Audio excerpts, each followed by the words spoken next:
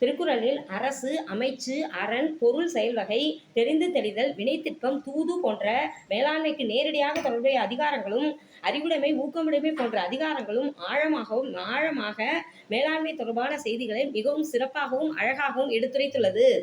ஒரு நிர்வாக இயக்குநராக இருப்பவர்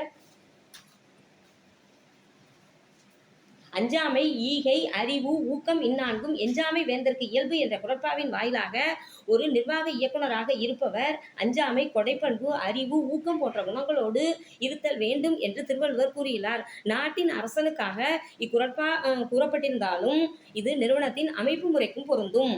காட்சிக்கு எளியன் கடுஞ்சொல்லன் அல்லனேல் என்ற தொடங்கும் குறட்பாவானது ஒரு நிர்வாக இயக்குநராக இருப்பவர் காட்சிக்கு எளிமையானவராகவும் கடுஞ்சொல் பேசாதவராகவும் ஊக்கமூட்டுபவராகவும் இருத்தல் வேண்டும் என்பதனை திருவள்ளுவர் வலியுறுத்தி கூறியுள்ளார். அறத்தின் ஓங்கு ஆக்கமும் இல்லை என்ற குறட்பாவானது அறத்தை விட சிறந்தது எதுவும் இல்லை, அறத்தை மறப்பதை விட தீங்கு செய்வது எதுவுமே இல்லை. இது தனிமனித வாழ்வுக்கும் நிர்வாகத்திற்கும் பொருந்தும். வாய்மை, இன்னா செய்யாமை, சினம் தவிர்த்தல், பிறன் பொருள் வெகாமை போன்ற அறங்கள் ஒரு நிறுவனத்தின் வெற்றிக்கு மிகவும் இன்றியமையாததாகும்.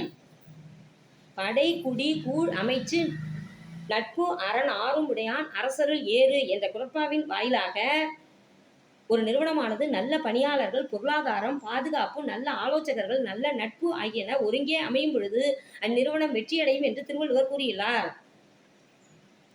இக்குறட்பாவானது அரசனுக்கு கூறப்பட்டிருந்தாலும் நிறுவனத்தின் அமைப்பு முறைக்கும் பொருந்தும். திருக்குறளானது வெற்றிகரமாக ஒரு நிறுவனத்தை வழிநடத்துவதற்கு தேவையான நுண்ணறிவுகளை கொண்ட ஒரு நிர்வாக வழிகாட்டி என்பதை இந்த ஆய்வு நிலைநாட்டுகின்றது.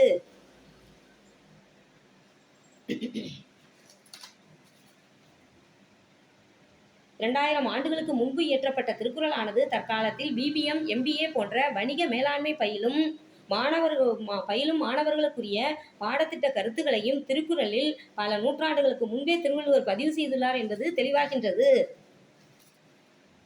திருக்குறள் என்பது தமிழினத்தின் அறிவு சொத்து மட்டுமல்ல, உலகளாவிய மேலாண்மை சிந்தனைக்கும் ஒரு மகத்தான பங்களிப்பை செய்துள்ள ஒரு நூல் என்பதை இந்த ஆய்வு உணர்த்துகின்றது.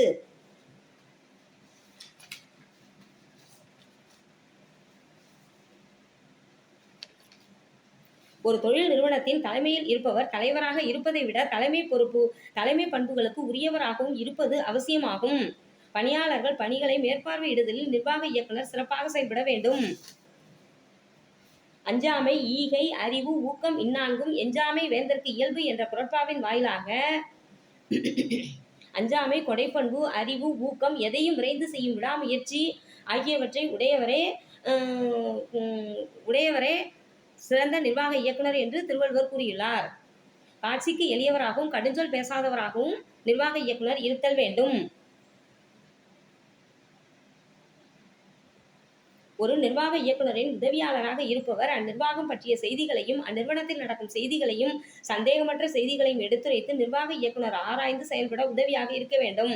இதனை தெரிதலும் தேர்ந்து செயலும் ஒருதலையா சொல்லலும் வல்லது அமைச்சு என்ற குறட்பாவின் வாயிலாக விளக்குகின்றது.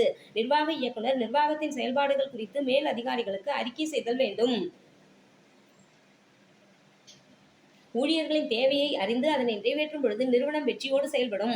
தொழில் தெரிந்த ஊழியர்களுடன் நட்பு பாராட்டும் வகையில் செயல்படுவதால் அனைத்து ஊழியர்களின் தேவைகளையும் தொழில் நுணுக்கங்களையும் நன்கு அறிந்து நிர்வாக இயக்குனர் அனைவரையும் ஒருங்கிணைத்து செல்ல முடியும். பொது நோக்கான் வேந்தன் வரிசையா நோக்கின் அது நோக்கி வாழ்வார் பலர். ஊழியர்களை ஊக்குவிப்பதால் மட்டுமே பணியாளர்களின் முயற்சிகளை முழுமையாக பெற்று வணிக நிறுவனத்தின் நோக்கத்தை விரைவாக அடைய முடியும்.